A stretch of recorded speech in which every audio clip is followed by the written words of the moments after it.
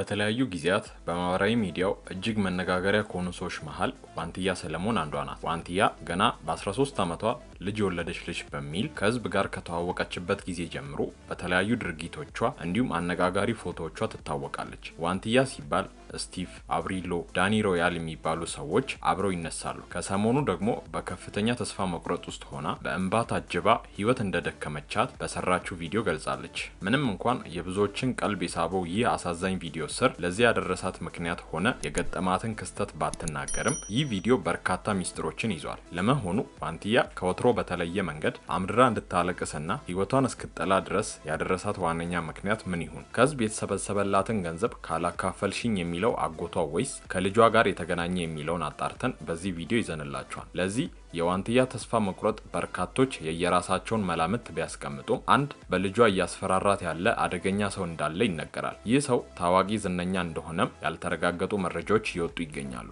ውድ ቤተሰቦቻችን እኛም በዛሬው ቪዲዮአችን ስለ ዋንቲያ የሚናፈሱ ወሬዎችን ሁሉንም አጣርተን ለእናንተ ለውድ ተመልካቾቻችን አሰናድተናል። ብዙ ያልተሰሙ መረጃዎችንም ከቅርብ ሰዎች ልናገኝ ችለናል። ሁሉንም በቅደም ተከተል ወደ እናንተ የምናደርስ ይሆናል። እስከመጨረሻው ተከታተሉ። ለቻናላችን አዲስ የሆናችሁ ቻናላችንን ሰብስክራይብ በማድረግ ቤተሰብ ትሆኑን ዘንድ እንጠይቃለን። ቪዲዮን ላይክ በማድረግ ጀምሩ እያለን በቀጥታ ወደ ቪዲዮ እናልፋለን። ዋንቲያን የተዋወቅናት ገና የ13 ዓመት ልጅ ሆና ኢቢኤስ ቴሌቪዥን ላይ በቀረበችበት ወቅት ነበር። በወቅቱም ዋንቲያ የሁላችንንም አንጀት በልታው ነበር። ዋንቲያ ሰኞ ማክሰኞ፣ ገመድ ዝላይ፣ ጢባጢቤ፣ ቅልብልቦች በመጫወቻ እድሜዋ በወላጆቿ ክህደት ተፈጽሞባታል። ከቤታችንም ውጪ ብለው አስወጥተዋት የመከራን ገፈት አሃዱ ብላ መቅመስ ትጀምር ዘንድ ገና በ13 ዓመቷ ፈርደውባት ነበር። በቤተሰቦቿ ጭካኔ ግራ ቢገባትም ልጅነት አታሏት ሁሉ ሰው የሚናገረው ነገር እውነተኛ ነው በሚል ማገናዘብ በማይችል አይምሮ ነይ ላስጠልልሽ ያላት አንድ ግለሰብ በወራት ልዩነት ለስሜቱ መጠቀሚያ በማድረጉ የተነሳ ጸንሳ በ14 ዓመቷ አድጋ ሳትጨርስ የልጅ አሳዳጊ ልትሆን እንደቻለች ሁላችንም የሰማነው የአደባባይ ሚስጥር ነው። ከዚህ ከኢቢኤስ በኋላ ታዋቂነቷ የጨመረው ዋንቲያ በተለያዩ ድርጊቶቿ የረዳትን ህዝብ ማሳዘን ጀመረች። አውቃ ይሁን ልጅነት አታሏት ባይታወቅም የምታደርጋቸው ነገሮች በርካቶችን ያስቆጣ ሆኗል። ይህች ልጅ በዚህ ሁኔታዋ ከቀጠለች መጨረሻው አያምርም ሲሉ በርካቶች ሰግተውላት ነበር። ስጋታቸውም አልቀረም። ይህን በቪዲዮ አምርራ ስታለቅስም ታይቷል። ውድ ቤተሰቦቻችን እኛ እንደ ቻናል የማንም ቁስል ላይ ለመሳለቅ ሳይሆን ለበርካቶች ትምህርት ይሆን ዘንድ ነው ይህን ቪዲዮ የሰራንላችሁ። ይህን ከግምት ውስጥ አስገብታችሁ በቅንነት እንድታደምጡን ስንል በትህትና እንጠይቃችኋለን። ዋንቲያ በዚህ በአሳዛኝ ቪዲዮ ለመናገር የፈለገችው አንድ ትልቅ ነገር ቢኖርም በግልጽ ከመናገር ይልቅ እኔ ዘመድ ቤተሰብ የለኝም እናንተ ናችሁ ቤተሰቦቼ ስትል ተደምጣለች። ያው ምንም ቤተሰብ የለኝም ከእናንተ ውጭ። አሁን ደግሞ ግን እየሰለቸኝ ነው።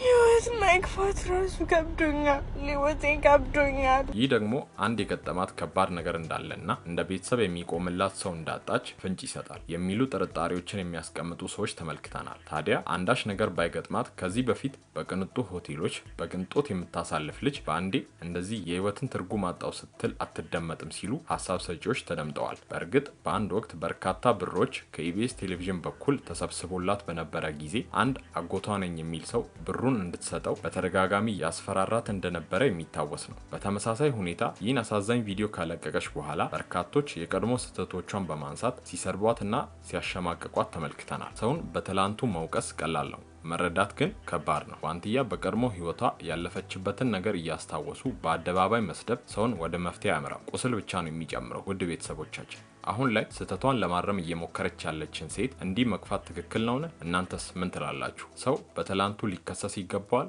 ወይስ ዛሬውን መመልከት አለበት? ሀሳባችሁን ኮሜንት ላይ አስቀምጡልን። በችግሯ ጊዜ ያልጠየቋት አሁን የኢትዮጵያ ህዝብ ተረባርቦ ሲደግፏት ገንዘብ ለመቀራመት የመጡ ዘመዶች እንዳሏት የዋንቲያ የቅርብ ሰዎች ይናገራሉ። በሌላ በኩል ደግሞ ለዚህ ተስፋ መቁረጥና ድብርት ያዳረጋት ሌላ ነገር እንዳለ በማህበራዊ ሚዲያ እየተነገረ ይገኛል። ይኸውም በተለያየ ጊዜ ዋንቲያ ከተለያዩ ወንዶች ጋር የፍቅር ግንኙነት የሚመስል ነገር እንደነበራት ይታወቃል። ከነዚህ ዝነኛ ቲክቶከሮች ጋር ታዲያ የተለያዩ ነገሮችን አሳልፋለች። ይሁን እንጂ ከነዚህ ዝነኛ ፍቅረኞቿ ከአንዱ ጋር አንዳች ጾታዊ መረጃ ወይንም ፋይል እንደተያዘባት የሚጠረጥሩ ሰዎችንም በዚህ በለቀቀችው ቪዲዮ ኮሜንት ስር ተመልክተናል። ይህም የቀድሞ ፍቅረኛዋ ይህም ፋይል ማህበራዊ ሚዲያ ላይ እለቀዋለሁ በማለት በተደጋጋሚ እያስፈራራትም እንደሚገኝ ተጠቅሷል። ለመሆኑ ይህ የቀድሞ ፍቅረኛዋ ማን እንደሆነ ባይታወቅም በርካቶች የራሳቸውን መላምት በማስቀመጥ ላይ ይገኛሉ። የሆነው ሆኖ ዋንትያ ሆነሽ በርካታ ወጣቶች በዚህ ጊዜ በተመሳሳይ የህይወት ጣዕም ማጣት ውስጥ ይገኛሉ። ይህም አሳሳቢ ሆኖ ቀጥሏል። ዋንትያ የሰውን ጭካኔ ማየት የጀመረችው አሁን አይደለም፣ ገና በልጅነቷ ነበር። ያኔ ታማ ሆስፒታል በገባች ዕለት እናትና አባቷ ጀርባቸውን ሰጥተዋት ነበር። በአጋጣሚ ሆስፒታል ታማ ያገኛት ሰው ደውሎ ለአባቷ ልጅ ታማ ሆስፒታል ነች ቢለው አባት ከሞተች የሬሳ ሳጥን መግዣ ከቸገራችሁ ብሩን እኔ ልክላችኋለሁ ነው ያላት። ልጅሽማ ታማ ሆስፒታል ነው ያለችው ስትባል እናት ስትሞት ማዘጋጃ ይቅበራት ያለቻት ያቺ ዋንትያ ኢቢኤስ ቴሌቪዥን ላይ ከቀረበች በኋላ ህይወቷ በአንጻራዊነት እስኪረጋጋ ድረስ በብዙ ውጣ ውረድ ውስጥ ልታልፍ ችላ ነበር። በኋላም ግን በኢቢኤስ ቴሌቪዥን አማካኝነት ሰላም ወደ ተባለ የልጆች ማሳደጊያ እስከነ ልጇ በመግባት ለተወሰነ ጊዜ እዚያው ልትቆይ ችላለች። ዋንትያ ከነዚህ አስከፊ ጊዜያት ወጥታ ከህዝብ ጋር ግጭት ውስጥ መግባት የጀመረችበትን አጋጣሚ እናስታውሳችሁ። ከዚህ በኋላ ነበር ዋንትያና የህዝብ ግጭት የሚጀምረውና አብዛኛው ሰው ከጀርባዋ ሆኖ የሚመራት የሆነ ሰውማ አለ ያለበት ክስተት የተፈጠረው። ዋንትያ ወደ ኢቢኤስ ቴሌቪዥን በድጋሚ በመምጣት የተሰበሰበልኝን ገንዘብ ተጠቅሜ የራሴን ስራ እየሰራው ልጄን እያሳደግኩ እኖራለሁ እንጂ ከእንግዲህ የልጆች ማሳደጊያ ውስጥ መኖርም ሆነ የእናንተ እርዳታ አያሻኝም፣ የተሰበሰበልኝንም ገንዘብ እንዳንቀሳቀስ አድርጉልኝ ብላ ከህዝብ ጋር መቀያየም የጀመረችው። በጊዜው ኢቢኤስ ቴሌቪዥኖችም እንድትታገስና እስከ 18 ዓመቷ እንድትጠብቅ ቢነግሯትም የእሷ እምቢተኝነት የማይቻል ሲሆንባቸው ከዚህ በኋላ በእሷ ጉዳይ ኃላፊነት እንደማይወስዱ ለህዝብ በማሳወቅ ገንዘቧን ሰጥተዋታል። ዋንትያ የቲክቶኩን ዓለም ቀደም ብላ ብትቀላቀልም ይህን የሚባል ተጽዕኖና እውቅና አልነበራትም። ምስጋና ስቲፎ ለተባለ ቲክቶከር ይድረሰውና በእርሷ አማካኝነት የዋንትያ የቲክቶክ ዝና ከፍ ሊል ችሏል። በርካታ የማስታወቂያ ስራዎችም ከዚህ በኋላ ነበር ሊጎርፉላት የቻለው። በአሁን ጊዜ ከ1 ሚሊዮን በላይ የቲክቶክ ተከታዮችም ልታፈራ ችላለች። የኢትዮጵያ ህዝብም በዚች ልጅ ለሁለት ተከፍሎ ቆይቷል። ገሚሱ ዋንትያን ሲወቅሳትና የመጣችበትን በማስታወስ ሊያሸማቅቃት ሲሞክር፣ ገሚሱ ደግሞ እሰይ ደግ አደረገች፣ ድሮም ሀበሻ ሰው ሲያልፍለት አይወድም በማለት ታተዋታል። ስቲፋኖስ ወይንም በቲክቶክ ስሙ ስቲፎ ከተባለው ልጅ ጋር ጀምሮ ዋንትያ በተለያየ ጊዜ ከተለያዩ ወንዶች ጋር በመሆን አነጋጋሪ ፎቶዎችን በመልቀቅ ብዙ ውዝግብ ስታስነሳ ከርማለች። ለምሳሌ እነዚህን የመዋኛ ገንዳ ፎቶዎች እንዲሁም እነዚህን የመሳሰሉ ፎቶዎች ቀደም ሲል ከስቲፎ ጋር ከሰራችው እንደነዚህ ካሉ ቪዲዮዎች ጨምሮ እነዚህ በፓንት በመሆን የተነሳቻቸው ፎቶዎችም ትኩረት ስበውና በብዙ አስተችተዋት ነበር። በመቀጠልም ደግሞ